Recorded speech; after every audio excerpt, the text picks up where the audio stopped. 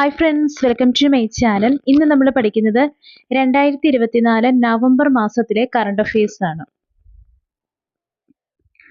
ദേശീയ വിദ്യാഭ്യാസ ദിനം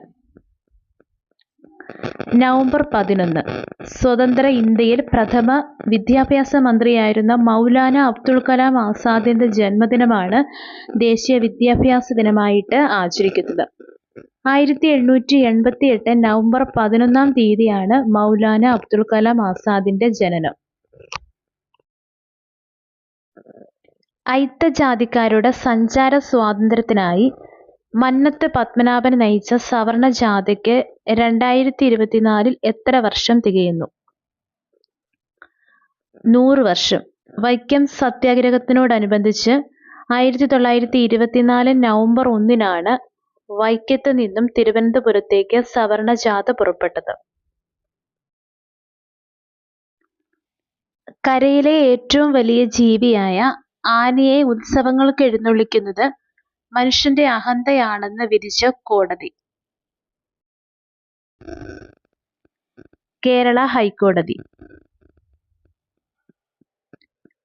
നവംബർ 2 161 ജന്മദിനം ആചരിക്കുന്ന കേരളത്തിലെ നവോത്ഥാന നായകൻ?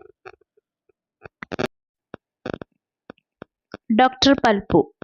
1863 നവംബർ 2 ഡോക്ടർ പൽപ്പുവിന്റെ ജന്മദിനം.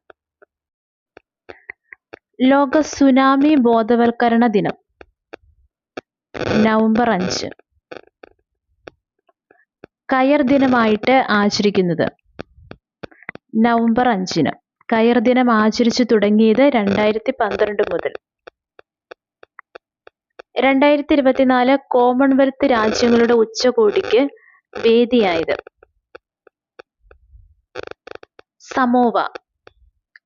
റേഷൻ കാർഡുമായി ബന്ധപ്പെട്ട പരാതികൾ പരിഹരിക്കുന്നതിനായി സംസ്ഥാന സിവിൽ സപ്ലൈസ് വകുപ്പ് ആരംഭിച്ച പദ്ധതി? തെളിമ. എംപ്ലോയ്മെന്റ് എക്സ്ചേഞ്ചുകളിൽ പേര് രജിസ്റ്റർ ചെയ്തിട്ടും തൊഴിൽ ലഭിക്കാത്ത മുതിർന്ന പൗരന്മാർക്കായുള്ള സ്വയം തൊഴിൽ പദ്ധതി? നവജീവൻ.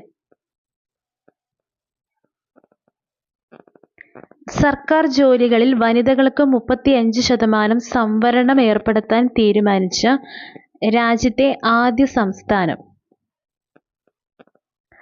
മധ്യപ്രദേശ്. 70 വയസ്സിനു മുകളിലുള്ളവർക്ക് സൗജന്യ ചികിത്സയ്ക്കായി ആയുഷ്മാൻ ഭാരത് പ്രധാനമന്ത്രി ജൻ ആരോഗ്യ യോജന ഇൻഷുറൻസ് പദ്ധതി പ്രകാരം നൽകുന്ന കാർഡ്?